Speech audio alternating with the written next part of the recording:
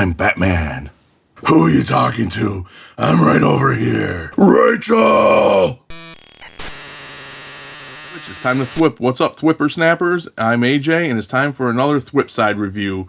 And tonight I'm taking a look at the McFarlane Toys DC Multiverse Target exclusive gold label Michael Keaton Unmasked Batman figure from the Flash movie.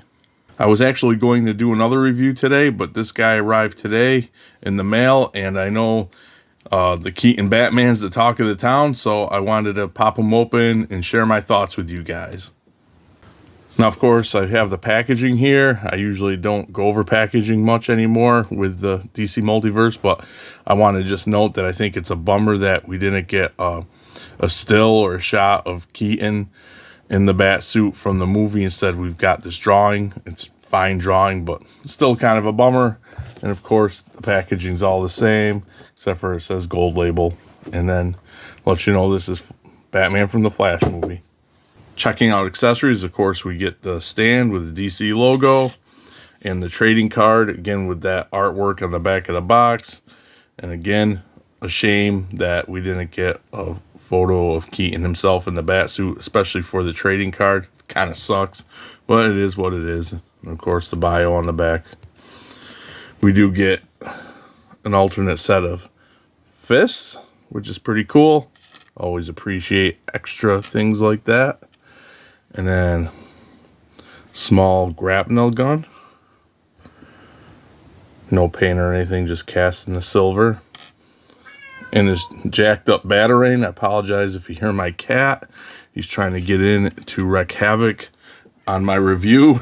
And he's quite mad because I've locked him out. But anyway, let's take a closer look at the Keaton Batman figure himself. Okay, taking a closer look at the Unmasked Keaton Batman. I have one major gripe, but it's not what most people have been griping about, which is the head portrait, face sculpt, and how he looks. It is side-eye. Oh, God, I hate side-eye so bad. I really can't stand it. McFarlane Toys, I thought we were over this. And then, the Arkham City Riddler figure had side-eye, which I was bummed about, but that one kind of passes because at least the glasses kind of cover it up. But stop it. Just stop it with the side-eye. To me, that kind of ruins the figure in many ways. I just hate it. I didn't really get a chance to look at the mass version of this. Hopefully that doesn't have side-eye. I don't have a copy of that figure yet. I'm trying to hunt one down. But let's take a closer look at that head portrait. And yeah, it is not the best likeness by any means of Michael Keaton. And in my lights, look, it looks like the neck is a different... I didn't notice that until I got it into some lights. The neck is not the same color, skin tone as the head. Is it just my lights? No. Well, from far away, now I can't unsee it. It is off. It is off, and now that I see it, I can't unsee it. Maybe if there's no light. I didn't notice that until I had it into the light, so let's check. Yeah, so in the light, out of the light, it's not too bad. In the lights, you can definitely see it. Okay, so back to the head portrait.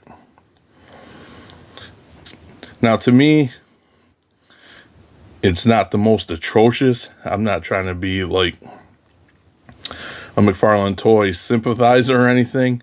It's not the best head portrait of Michael Keaton by any means, but in certain angles, it's more acceptable. Like here, I think that looks good like here. Not too bad. Like if you get it at the right angle, it's not that bad. Straight on, yeah, not so much. I think where they lost it was around the mouth. He has a very distinct like mouth, and you notice that because you see him in the cowl in Batman 89 and Batman Returns so much. So definitely not the best head portrait, but for me, the side-eye. The rest of the figure is pretty cool. He does have the cloth cape, so he can fit in the Batmobile, which appreciate that. And then basically you got the old school 89 movie bat symbol. And then the rest is pretty much black. This is a different shade of like black, maybe a grayish, but it's a nice sculpt. So not much to talk about except for show off the sculpt a little bit. So really cool. And this makes me, and I know people say this looks like a medallion or a medal, and I agree, but that is the design from the movie. Unfortunately, I would have rather had the old school cowl come down, but that is what it is. Now, I will give credit where credit is due, and in the articulation department, this Keaton Batman is pretty good. It's actually really cool compared to other McFarlane toys. As you can see, he can look up pretty far, which is awesome. And he can look down decent. He's got some nice tilt, swivel. Throw the cape back. Of course, his arm. This plate gets in the way of going too far up, but I give him a little pass because I think of Batman 89, he couldn't move worth crap in the actual movie. You get the bicep, double jointed elbows, all the bells and whistles, the hinges and the rotation there. But what I'm really liking is the torso.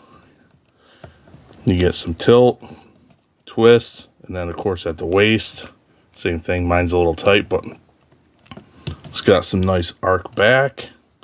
But what I think is really cool is he's got some really nice crunch for a McFarlane figure. Really cool.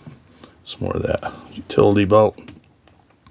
The diaper piece is like not as soft as usual. It's actually kind of hard, but it does give some flex.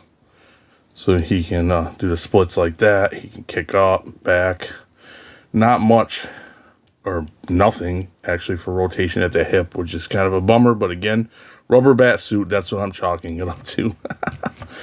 Nice double jointed knees, of course. You can do that in a rubber bat suit though. And then of course you got the ankles. And the pivot and the toe. And I just noticed, I was so focused on that side eye, I just noticed that his boots have some paint to them. It kind of like grunges him up a little bit. I don't know if you can see it maybe here.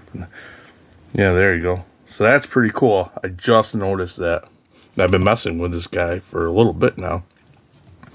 So really cool extra added detail there. And of course the cape has no wire or anything. And here's the unmasked gold label Keaton Batman next to the figure I was going to review today until he came in the mail. The McFarlane Toys DC Multiverse Dark Knight Trilogy Christian Bale Batman. And I'm actually, this review would have actually been more negative than this, the Keaton Batman, because although this figure looks great, he really pisses me off. He's got a QC issue where his bicep swivels will not budge. I've heated the hell out of these things, and I cannot get them to move. So, yeah, I've been trying for a few days now, and I was going to review them anyway and gripe about that, but I have another idea for kind of like my first super gripe video. But yeah, it's a shame. Great figure. Just really irritated with that QC issue. So bottom line for me is that the side eye kind of ruins this figure for me. I said it before, and I know I'm harping on, I cannot stand it. It drives me nuts. And it kind of ruined what otherwise would have been a decent Michael Keaton unmasked Batman. I know it's not perfect.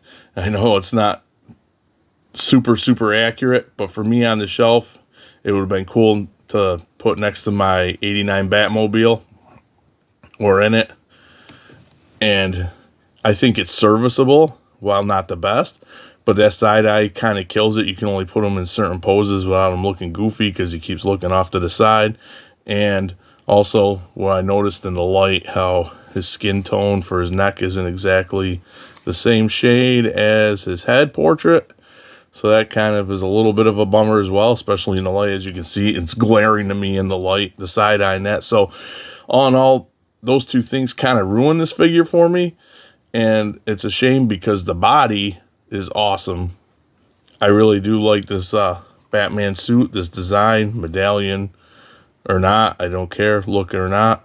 I think it moves really well, especially the crunch. Super excited to see that. Keep it going, McFarlane. So now I'm going to have to try to track down the mass version, of course. He seems to be really hard to get. I can't find a pre-order that's not sold out, or not sold out if it was already in stock. With that being said, comment and tell me what you think of this figure. And thanks for watching. Thanks for the continued support. And I'm going to get out of here. And don't forget to subscribe and thwip that notification bell. And I'll see you guys right here on the thwip side. Later.